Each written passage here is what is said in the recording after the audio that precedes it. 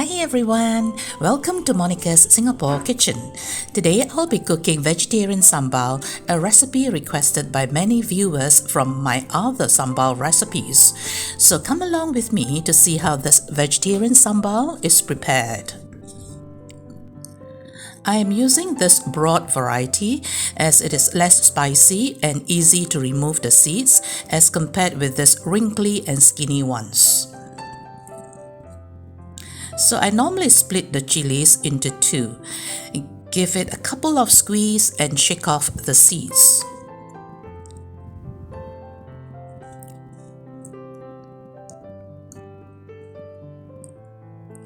Then I will agitate the chilies so that the seeds will fall through the colander.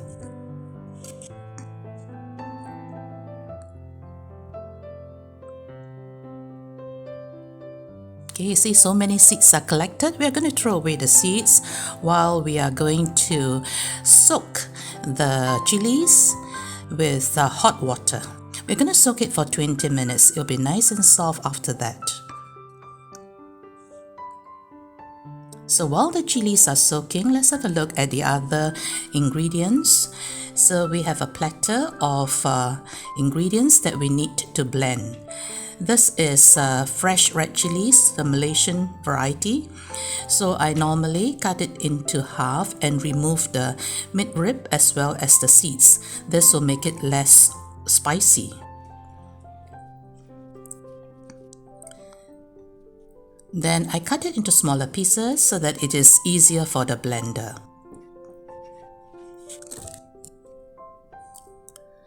So this is ginger, and just cut it into thin pieces like so. Fresh turmeric, also cut it into smaller chunks.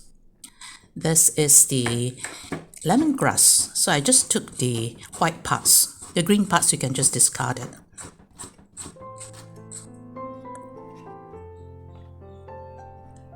And then we have the lime leaves and 2 knotted pandan leaves.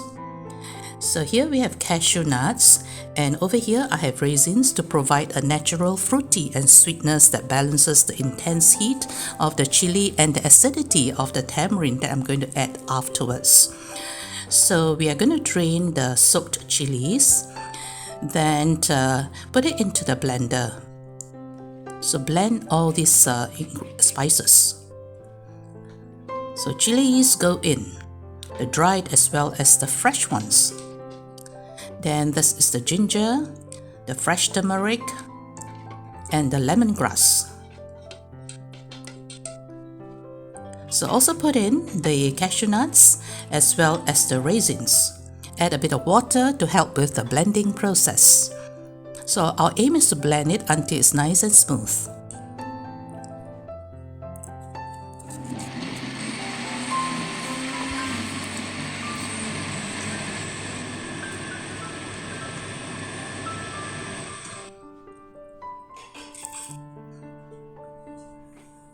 So here we are. This is the result that we want. Creamy, silky and fine. That's what I want my vegetarian sambal to have, a texture that I think would be very nice as a result of this blending process. So then we heat up oil.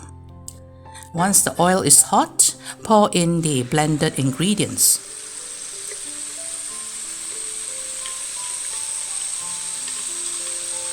I also add a bit of water to rinse the blender and pour everything in. So our plan is to stir fry it for 25 minutes over medium-low heat. Remember to keep it low, the heat, to prevent it from burning. Because we added cashew nuts to it, it tends to stick to the bottom of the pan. So 5 minutes later, we are going to add in the knotted pandan leaves and also the kaffir lime leaves. So tear and remove the central spine. Tear and also bruise it to release the aromatic oils from the kaffir lime leaves. Just squeeze and bruise it.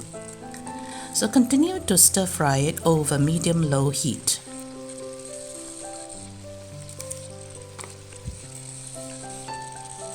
So 10 minutes later, our sambal looks a bit drier, the color has darkened, and the oil splits from the paste.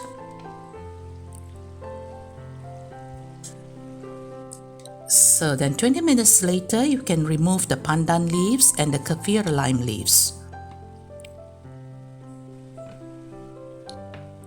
Then we add in the seasonings, white sugar, salt, vegetarian oyster flavoured sauce, the mushroom powder, and the tamarind paste.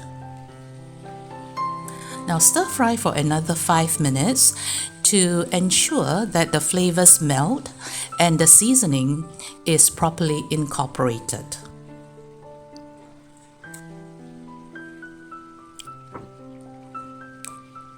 Now our rich authentic vegetarian sambal is ready.